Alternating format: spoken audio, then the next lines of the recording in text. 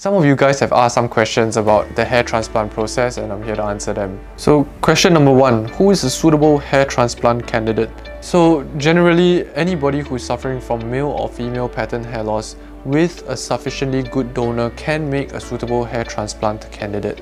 There are some considerations into whether the person is more suited for medication or regenerative procedures before proceeding to a hair transplant, but a hair transplant still remains the permanent solution to balding. Second question, is this a safe and painless procedure? So hair transplant procedures are relatively safe procedures.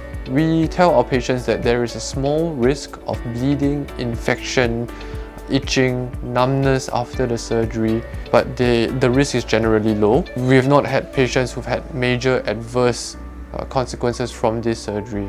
In terms of pain, you will feel a few injection points just around the back as we are anesthetizing the donor, as well as a couple of injections as we are doing the nerve block. After that, you might be experiencing 8 to 12 hours of scalp numbness. The following day, some patients require some painkillers, but that's usually restricted to a pain score of 1 to 2 out of 10.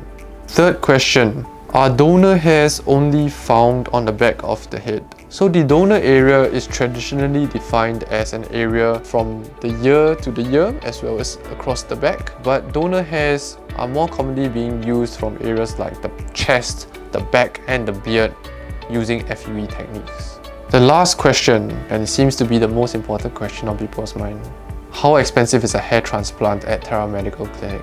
The average price of a hair transplant here would be something between $6,000 to $20,000 depending on the size of the case. Certainly more complicated cases that require multiple days and larger number of grafts will cost more. Continue to follow us for further details on different types of hair transplants, such as eyebrow transplants or facial hair transplants, and the different equipment we use in our clinic.